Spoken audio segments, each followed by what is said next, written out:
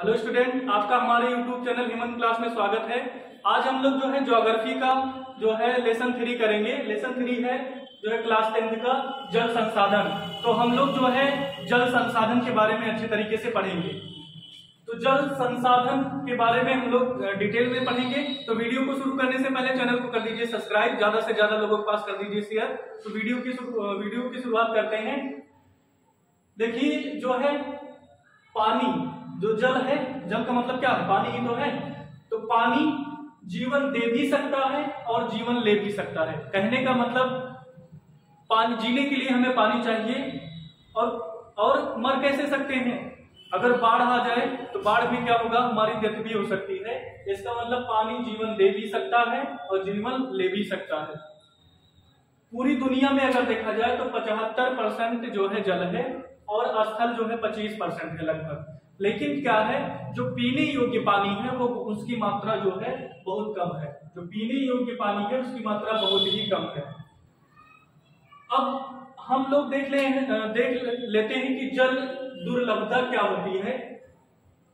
जल दुर्लभता का मतलब होता है जल के मिलने में कठिनाई होना या फिर कमी होना, इसी को जल दुर्लभता कहा जाता है। तो इसके मिलने में कठिनाई क्यों हो रही है? मतलब जल की प्राप्ति हमें आसानी से क्यों नहीं हो पा रही है? तो इसका रीजन ये है, पहला रीजन है जनसंख्या वृद्धि।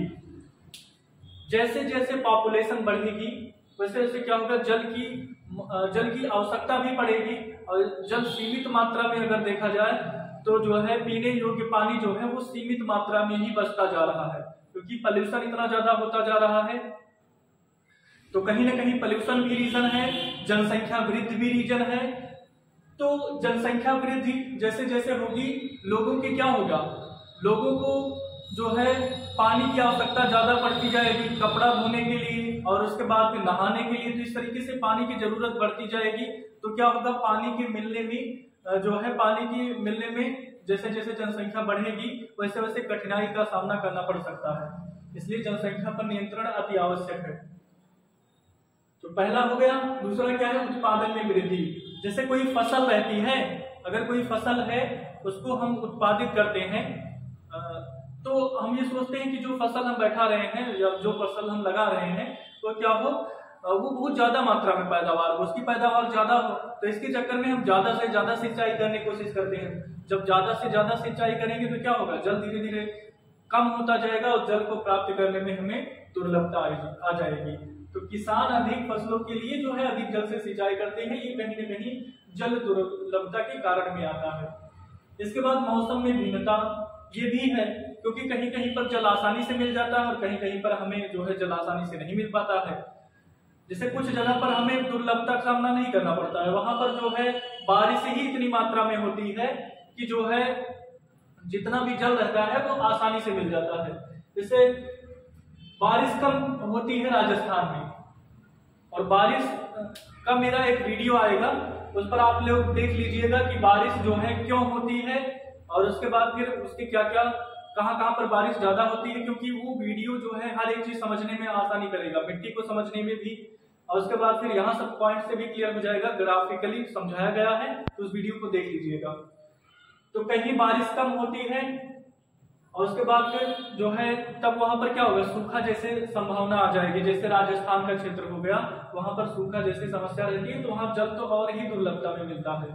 और उसके बाद फिर जो है कहीं पर बारिश अधिक होती है तो वहां पर जल पर्याप्त मात्रा में मिल जाता है। जैसे क्या है, मेघालय है, तो मेघालय जिनका एक क्षेत्र है मानसीराम में बहुत अधिक मात्रा में वर्षा होती है, जिसके कारण वर्षा होने के कारण बहुत पर्याप्त मात्रा में हमें क्या जो है देखने को मिलता है, हमें जल पर्याप्त मात्रा में वहां देखने को मिलता है। तो वहां दुर्लभता उतना नहीं रहता है। लेकिन मौसम में भिन्नता होने के कारण भी देख सकते हैं दुर्लभता, क्योंकि अगर मौसम सेम होता तो राजस्थान में पानी अच्छे तरीके से मिलने के बाद फिर क्या है, उद्योग है। तो इंडस्ट्रियों का कहीं ना कहीं विकास जो है, ये भी अगर इंडस्ट्री का ज्यादा से ज्यादा विकास करेंगे तो जो है इंडस्ट्री में है वर्कर काम करेंगे तो उनको पानी की आवश्यकता होगी। उसके बाद फिर जो है अन्य सारी पानी की जगह जो है और सारी भी, जैसे क्या है, जैसे है ज्यादा से ज्यादा जब उद्योग लगाएंगे तो वहां पर जो है जितने भी वर्कर काम करेंगे तो उनको पानी की ज्यादा मात्रा में चाहिए, तो पानी की खपत होगी, जिसके कारण जो है पानी में क्या हो जाएगा, कमी आएगी। तो यहाँ से इतने सारे पॉइंट हैं जिनको हम ध्यान रख करके बता सकते हैं कि ये रीजन है जिसके कारण जिसके कारण जो है जल मिलने में दुर्लभता हमें आ रही है। इसके बाद हम लोग लेते हैं जल की क्वालिटी में भी कमी आ रही है, जल की गुणवत्ता में भी कमी आ रही है। तो ये कमी किस वजह से आ रही है? प्रदूषण, मतलब बहुत ज्यादा प्रदूषण होता जा रहा है। प्रदूषण होने से जो है जल की क्वालिटी में कमी आ जाती है। तो पहला है पॉल्यूशन, इसके बाद फिर औद्योगिक कचरा, जो भी इंडस्ट्री है वहां से जो कचरा निकलता है उसको जल में फेंक दिया जाता है, जिसके कारण जो है नदियों में गिरा दिया जाता है, जिसके कारण उनका जल खराब हो जाता है। तो ये कहीं ना कहीं इससे जल की क्वालिटी में फर्क पड़ता है। इसी तरीके से जो है जितने भी रोड है ये कंक्रीट के बने हैं, तो कंक्रीट के बने होने के कारण जितना भी जल ऊपर से गिरता है वो धरती तक नहीं समा पाता है, उतना नीचे तक नहीं पहुंच पाता, जिससे जल की क्वालिटी में कमी आ जाती है। तो ये 3 पॉइंट हैं, आप लोग लिख दीजिएगा अगर पूछा जाएगा तो। प्रदूषण, औद्योगिक कचरा और उसके बाद वर्षा जल हर जगह जो है सेम नहीं होता है, नीचे तक नहीं पहुंच पाता। इसका रीजन है कि जो भी सड़कें हैं वो कंक्रीट की बनी है। तो इस तरीके से जल की जो है गुणवत्ता में इन कारणों से कमी आ रही है। इसके बाद हम लोग देख लेते हैं बांध। बांध क्या करते हैं? बहुउद्देशीय परियोजनाओं के लिए बांध बनाए जाते हैं। अब देखो बांध बनाने से क्या होगा, बांध एक्चुअल में जल को रोकने के लिए बनाया जाता है। जब जल को रोका जाता है और उसके बाद फिर उसकी दिशा को मोड़ करके अन्य जगहों पर विभिन्न उद्देश्यों के लिए यूज किया जाता है, इसलिए जल बांध बनाना जो है एक बहुउद्देशीय परियोजना के अंतर्गत आता है। तो जल को रोकने के लिए बांध बनाए जाते हैं। अब इससे क्या होता है, बांध का प्रयोग कहाँ कहाँ पर होता है? बिजली उत्पादन करने में। बड़े बड़े डैम बना लेते हैं, वहां पर जल को इकट्ठा कर लेते हैं और उसके बाद टरबाइन लगा करके बिजली का उत्पादन किया जाता है। और उसके बाद बाढ़, अगर कहीं पर बाढ़ रहता है, बाढ़ नियंत्रण कहने का मतलब कहीं पर बहुत ज्यादा मात्रा में अगर जो है पानी इकट्ठा हो गया तो वहां पर डैम बना दिया जाएगा, बांध बना दिया जाएगा और उसकी दिशा को मोड़ दिया जाएगा। तो क्या होता है, बाढ़ नियंत्रण में भी बांध का उपयोग किया जाता है।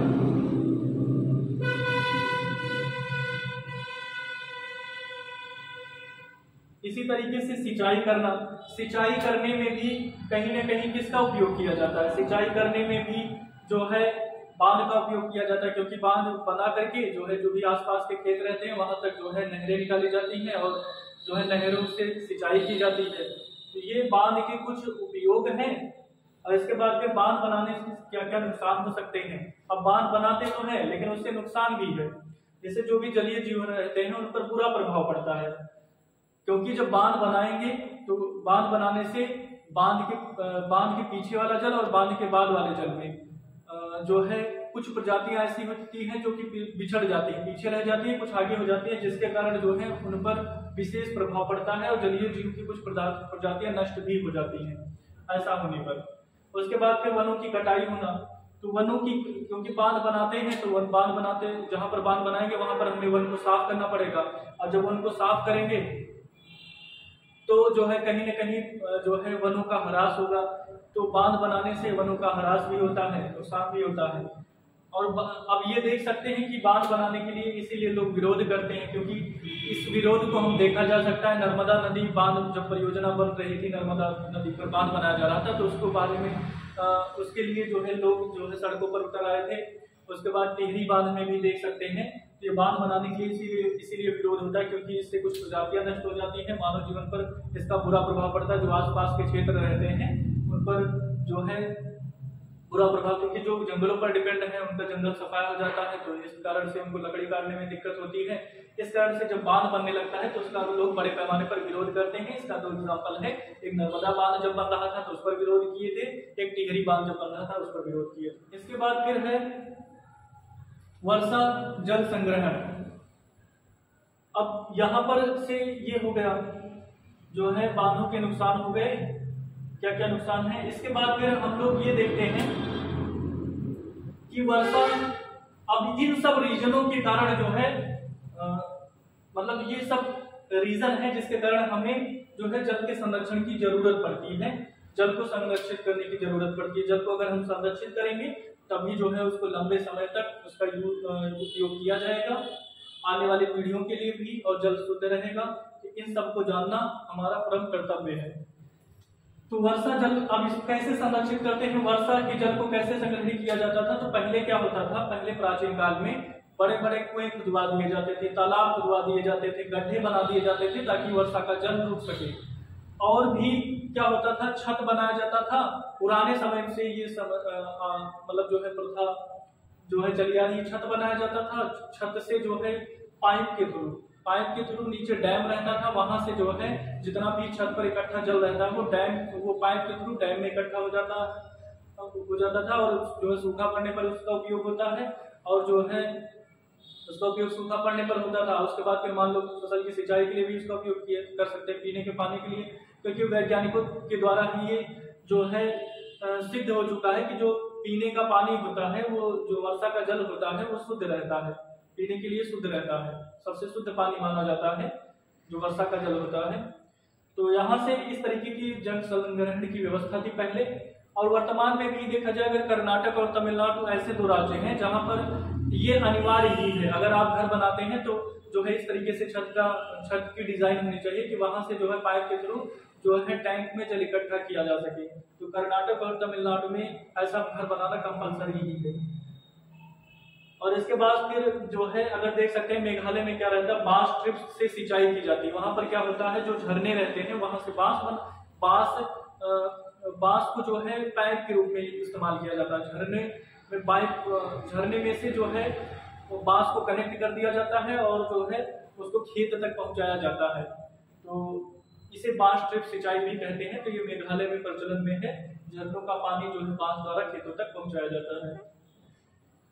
तो इन सारे पॉइंट्स हैं जिस तरीके से हम जल का संरक्षण कर सकते हैं, क्योंकि जल ही जीवन कहा जाता है कि जल हमारे लिए बहुत ज्यादा उपयोगी है, तो जल का संरक्षण भी जरूरी है। तो इतने पॉइंट्स को अगर आप लोग ध्यान रखते हैं, अच्छे तरीके से सुनते हैं, तो अपने आप ही एक्सप्लेन कर ले जाएंगे। तो इस वीडियो को जो है यहीं पर समाप्त करते हैं। उम्मीद करते हैं सारे टॉपिक समझ में आ गए होंगे। सारे टॉपिक समझ में आते हैं तो ज्यादा से ज्यादा लोगों के पास इसको पहुंचाइए, चैनल को सब्सक्राइब कर लीजिए। इस वीडियो को यहीं पर समाप्त करते हैं। वीडियो देखने के लिए आपका बहुत बहुत धन्यवाद।